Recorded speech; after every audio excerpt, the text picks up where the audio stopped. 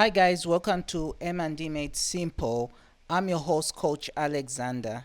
I'm so glad that you've joined me today. We're going to be talking about building a monitoring and evaluation system. Building a monitoring and evaluation system. If you're here for the very first time, do well to subscribe to this channel because on a regular basis, I post updates in monitoring and evaluation. Okay, sorry about that. So for those of you who may have heard in my previous post, we are running what is known as the CPD Level 1 certificate in monitoring and evaluation. It's a 3 months training, okay, but you can already access the video trainings or video lectures on the Udemy website. However, what comes with this training is that once you get enrolled through Udemy, you'll be meeting with us on a weekly basis via Zoom to be coached, okay? So this is only for $40 for 3 months and it's highly discounted. I'll humbly ask you, please guys, to enroll. The link is in the description. All you have to do is put your name, WhatsApp number and email and we'll get in touch with you. I'm so glad and excited to have this program because it is one of a kind. So please guys, support this channel, support this institute, and also support yourselves in getting the much needed knowledge. Okay, so back to action. We're going to be looking at what a monitoring and evaluation system is, what the components are, how you conduct a monitoring and evaluation readiness assessment, the importance of positive culture, then the conclusion. Okay, so let's get straight into business. What is a monitoring and evaluation system? Now, I know most of you, when you hear the word monitoring and evaluation system, the first thing that comes into your mind is a web-based database, okay? That's the first thing that comes into your mind. But I must mention this, that an M&D system is not just that, okay? Actually, in the fullest sense of the word, it is a mechanism of so many things. And I want to believe that although we have gone digital globally in most parts of the world, some organizations are still using the traditional paper-based method of M&E. So what I can tell you in this particular case, guys, is that the components of the M&E system really is around things to do with the guidelines, policy, the management information system. All these make up the M&E system. So the system itself is a mechanism. I always give this example of the human body. If you notice, the human body, you've got the circulatory system, the blood circulatory system, and all these different organs support that system. Okay, let's go to the next part, shall we? So the components of a monitoring and evaluation system, you've got the M&D plan, okay?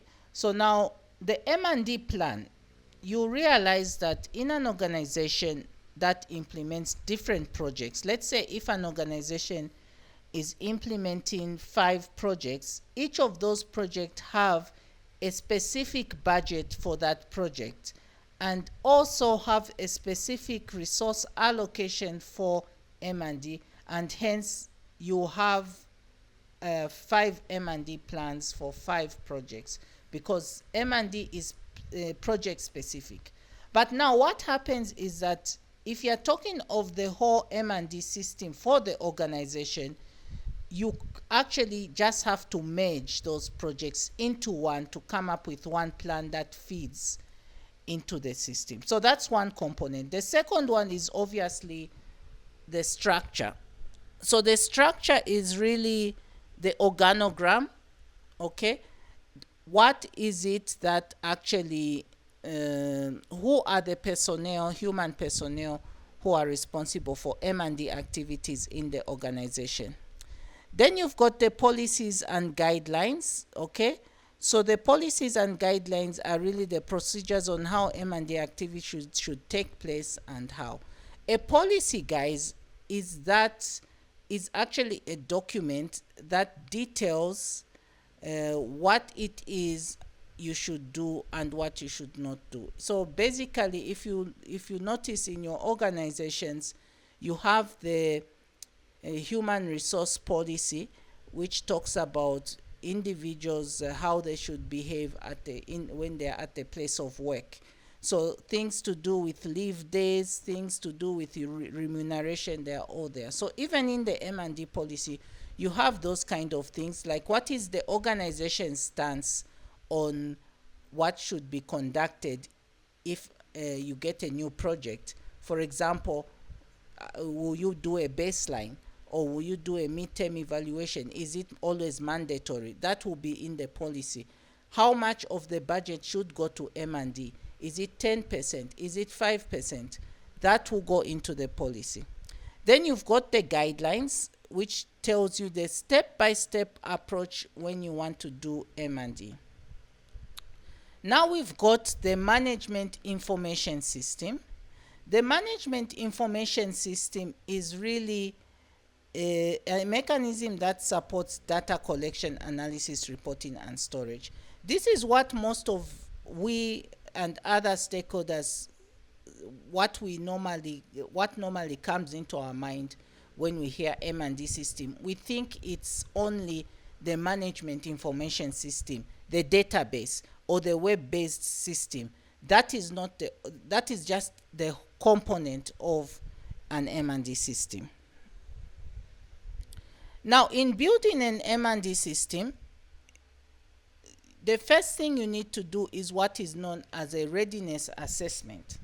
The readiness assessment is an activity that is conducted to just detect or assess whether your organization is actually prepared.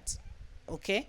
And the issue is that when you want to, let me give you an example. Let's say you want to embark on a journey. Let's say you want to go to the Bahamas. Okay? Now, before you go to the Bahamas, you need to ask yourself whether you're actually ready. So you check whether you have a visa, you check whether you have money in the bank, you check whether you have the right attire and things like that. So the same thing goes with the M&D system readiness assessment. You are simply trying to assess whether your organization is actually ready to embark on a journey like this. Because the issue is that what has happened in the past is that when your system is built, for whatever reason, unfortunately, it doesn't continue to stay and stand the test of time. So the issue here is bordering on sustainability. We want a system that we will build today and it will stay for decades and decades to come. So that's why we do this readiness assessment. So now, if the organization is ready, then you can actually implement the M&D and the rest is history.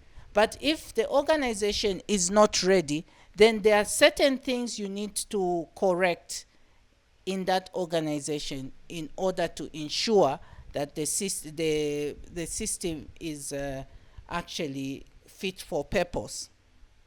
Now, what are some of the things that can make an organization fail a readiness assessment? Number one is the culture. I'm going to talk about this in the next slide, but culture is really important for the sustainability of any system like M&D, because if you have people that are always resistant to change and always opposing any activity that comes related to M&D, that can be a big problem. Another issue is capacity. You might have the human personnel in the organization, but in terms of technical skills, it might be limited. So if the organization fails the readiness assessment, then there might be need to actually recommend for capacity building of relevant staff so that they can now become equipped to handle such a system. Okay, so let's talk about this. The importance of positive culture is, I think, the cornerstone in even our own homes, because let me give you an example. If you have limited resources and you know that these limited resources should go to a certain important essential commodity for your household, but because you feel that you're more inclined to spend your limited resources on entertainment and probably going to buy a few drinks, then you can see that it's a cultural issue, because you are willing to sacrifice things that are important than what is in your which you should actually have in your own home. So now the issue here is that when it comes to M&E, we all know that resources are limited, but we need to support it the best way we can, because M&E is the best thing for an organization. So management and staff should buy in to whatever comes into place, especially when you need to do essential activities like a baseline, midterm evaluation, and endline evaluation. It's surprising that some of the organizations I've interacted with, they don't think these are important. You find that the baseline hasn't even been conducted. But one thing that is very important, which I want to talk about, is how we react to poor results.